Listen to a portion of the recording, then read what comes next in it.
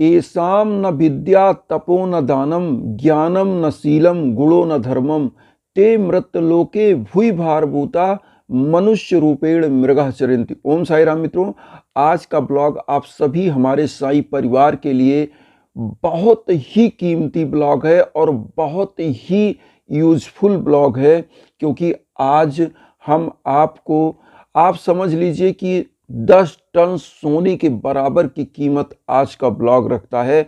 और अगर आज आपने इस ब्लॉग को समझ लिया तो समझ लीजिए कि आज हम अपने आप को कृतार्थ समझेंगे और आप साईं बाबा के एक कदम और करीब पहुंचेंगे।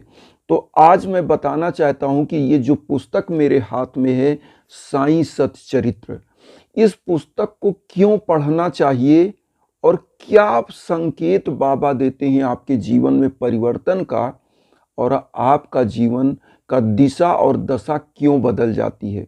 जैसे मैंने कहा कि येषां न विद्या तपो न दानम ज्ञानम न शीलम गुणो न धर्मम ते मृतलोके भूय भारभूता मनुष्य रूपेण मृगः चरन्ति। ऐसे लोग जिनके पास न विद्या है, न तप है, न दान है, न ज्ञान है, वो लोग इस धरा पर, इस पृथ्वी पर भार के समान है और मनुष्य के रूप में मृग के समान है, जो इधर उधर भटकते हैं और वो ज्ञान का कलेक्शन नहीं होता है। और मित्रों, आज हम बता दें साईं कौन है, हमारे गुरु हैं। और गुरु क्या करता है, ज्ञान देता है। गुरु का मतलब दो अर्थ होता है, एक होता है गुरु का मतलब बड़ा, और एक होता है गुरु का मतलब कि जो आपको पथ प्रदर्शित करे, आपका पद का मार्ग संचालन करे, वो गुरु होता है। तो साईं आपको मार्ग का संचालन का संकेत देते हैं, और कैसे देते हैं इसको मैं प्रमाणित करके आपको बता दूंगा। क्योंकि साईं बाबा के 11 वचन में एक लाइन आती है, मैं 11 वचन तो यहाँ बोलूँगा तो ब्लॉग लंबा हो जाएगा, लेकिन एक लाइन बोल दूँ। बाबा ने क्या बोला है 11 वचन में कि मुझे सदा जीवित ही जानो, अनुभव करो सत्य पहचानो। मतलब बाबा ने कहा है कि मैं समाधि की अवस्था में भी रहूंगा, लेकिन आपके पास रहूंगा। श्रद्धा और सबरी होनी चाहिए। तो इस किताब को मैं इधर उधर टॉपिक से नहीं जाना चाहता, इस किताब को क्यों पढ़ना चाहिए आज मैं बता दूं। बहुत सारे हमारे साईं भक्त होते हैं जो भटकते हैं, जो इस श्लोक को मैंने बोला है कि मृग के समान, जब उनके पास ज्ञान नहीं, तप नहीं, धैर्य नहीं। हमारे साईं 2 शब्द कहते हैं, और साईं के जितने शब्द हैं, जितनी शिक्षाएं हैं, वो स्वर्णिम है। बाबा कहते हैं सबका मालिक एक। उसका मतलब समझिए, जिस प्रकार से समस्त नदियों का उद्गम कहीं से होता है, लेकिन उनका सम्मिलन कहाँ होता है, समुंदर में जाके, गंगा की बे ऑफ बंगाल में।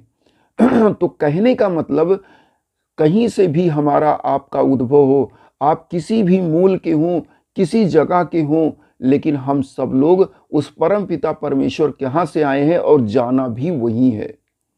तो हमारा जो जन्म हुआ वो कहीं कहीं हुआ, लेकिन पहुंचना तो यही है ना।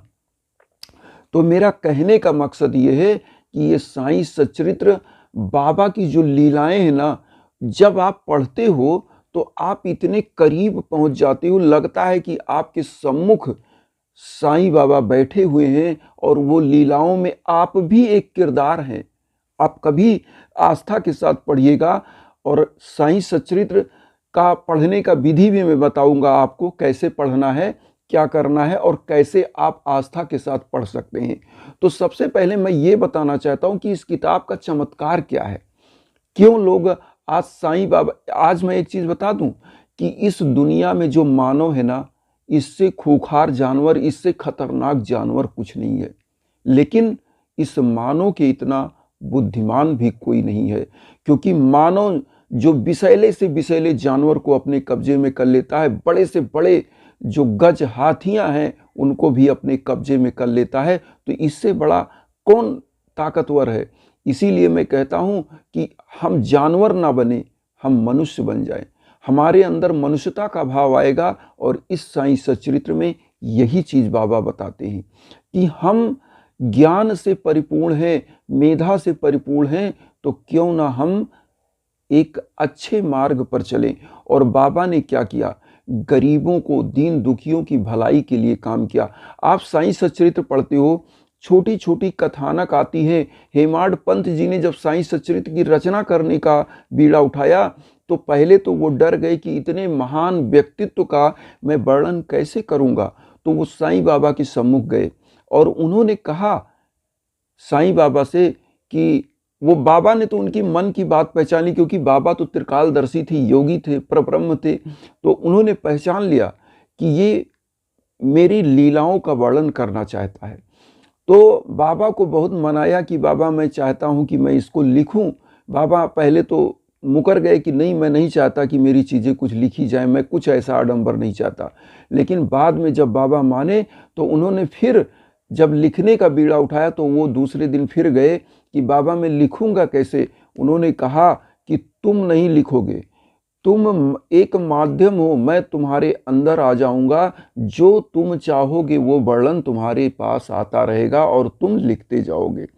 तो बाबा खुद अपनी लीलाओं को उनके स्मरण में लाते रहे और उन्होंने इस किताब की रचना की, जो मेरा मानना है कि आस्था के साथ जब आप पढ़ते हो ना, क्योंकि इन लीलाओं में जैसे जब प्लेग नामक रोग फैला था तो बाबा ने कैसे निवारण किया था, द्वारका माई में बाबा दीपक कैसे जलाते थे, एक से एक कथानक, एक से एक वर्णन आएंगे जो बाबा ने लोगों की समस्याएं दूर की, महान रोग, महान बीमारियां और शिक्षाएं बाबा किस रूप में, कैलेंडर के रूप में, कहीं जानवर के रूप में, कुत्ते के रूप में कैसे बाबा पहुंच जाते थे। क्योंकि जो मैं 11 वचन की वो लाइन बोला हूं ना कि मुझे सदा जीवित ही जानो, अनुभव करो सत्य पहचानो, तो अनुभूति का विषय है।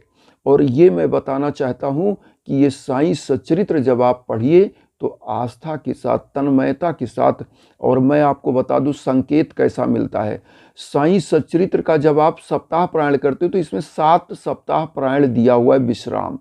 तो पहला सप्ताह पारायण विश्राम जो आप है वहां तक पढ़ना है, दूसरा सप्ताह पारायण विश्राम दिया उसको दूसरे दिन, इसी प्रकार से 7 दिन के अंदर 7 सप्ताह पारायण विश्राम आपको समाप्त करना है। और इस साईं सच्चरित्र को पढ़ते समय आस्था के साथ और हमेशा एक दीपक जलाइए, पवित्र वातावरण करिए और बाबा का ध्यान करके साफ स्वच्छ आसन पर बैठिए और बाबा का नाम लीजिए और पढ़िए। और मैं तो कहता हूँ जीवन में कोई समस्या आए, कोई भी समस्या, साईं सच्चरित्र का सप्ताह पारायण स्टार्ट करिए।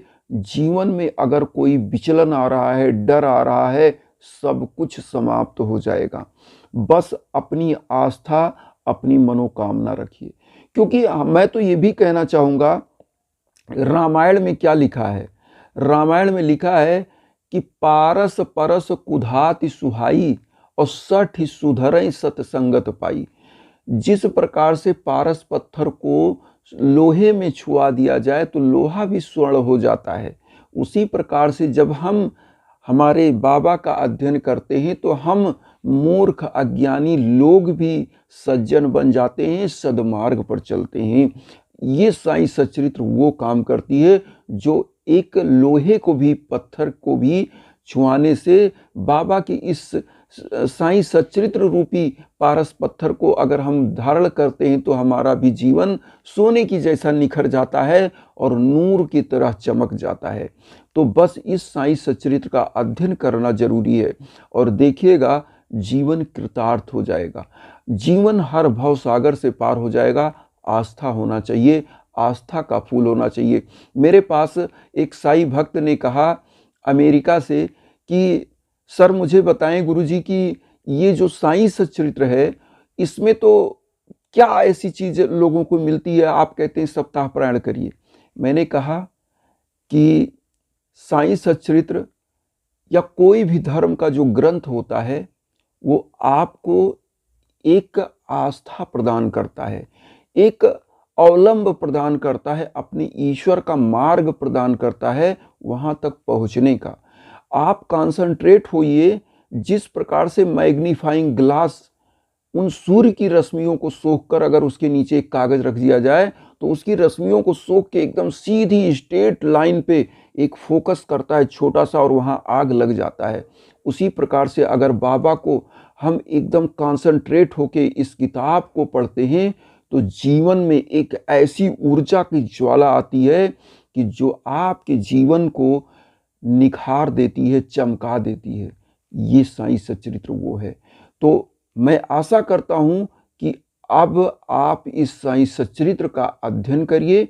अध्ययन का मैंने बताया, नहा धो लीजिए, बृहस्पतिवार से साईं सच्चरित्र स्टार्ट करिए और उसके बाद आप क्या करिए, एक दीपक जलाइए और आस्था के साथ बाबा का ध्यान करके जो मांगना चाहते हैं, जो चाहते हैं वो कामना करिए और साईं सच्चरित्र का अध्ययन करिए। तो आपका जीवन निखर जाएगा, आपका जीवन संवर जाएगा।